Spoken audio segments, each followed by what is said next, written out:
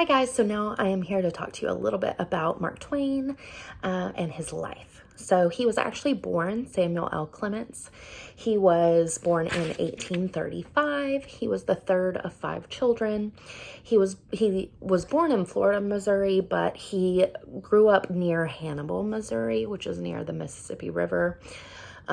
This is a place that shows up in his writings often, so this is an important piece of his writing. His father died when Twain was 12, so he began to work for his brother at a publishing company, but he didn't make very much money. So he eventually escaped this because he was running the whole operation, but not really getting paid anything.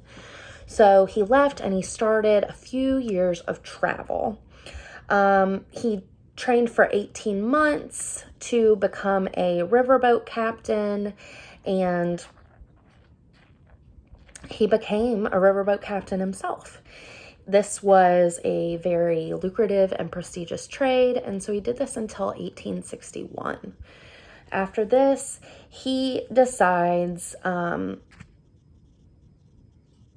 that he is going to go west with his brother Orion. And Orion is that guy earlier that I talked about who had him doing all the work. But he and Orion decide that they're going to go west.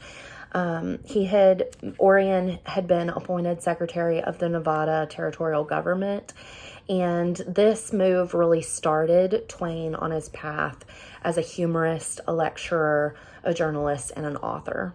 In the West, he began writing for newspapers. He really first started writing for the Territorial Enterprise in Virginia City, and then after that, in 1864, the Californian in San Francisco. This is where things get interesting. So the fashion of the time called for a pen name, and so from a columnist for the New Orleans Times-Picayune, he borrowed Mark Twain, which is riverboat jargon for 2 fathoms deep or safe water. So this is kind of interesting because this is harking back to his time as a riverboat captain in 1861.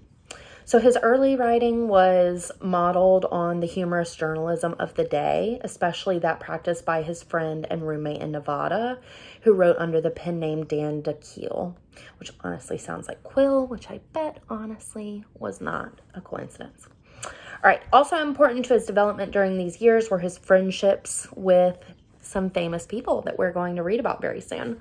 So his friendships with the Western writer Bret Harte, the famous professional lecturer and comic Artemus Ward, and the obscure amateur raconteur Jim Gillis.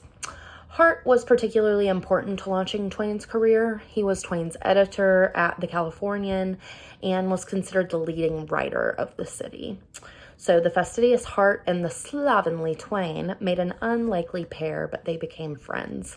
During this time, Twain made his reputation as a lecturer and handed his first major success as a writer by skillfully retelling a well-known telltale, the notorious Jumping Frog of Calaveras County, first published in 1865, widely reprinted across the United States. The sketch did more than introduce Twain to the national audience. It inaugurated a new chapter in the literature of the America of the West. All right, so let's pause. So this piece that we read first in this class is the notorious Jumping Frog of Calaveras County. In this tale, it's only about 4 or 5 pages long. We get a retelling of a telltale. And this is really what kicked off Twain's career as a celebrity.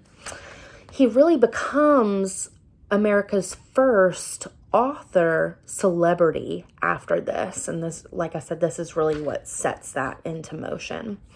So this is his first piece, and that is what we will talk about next. See you soon.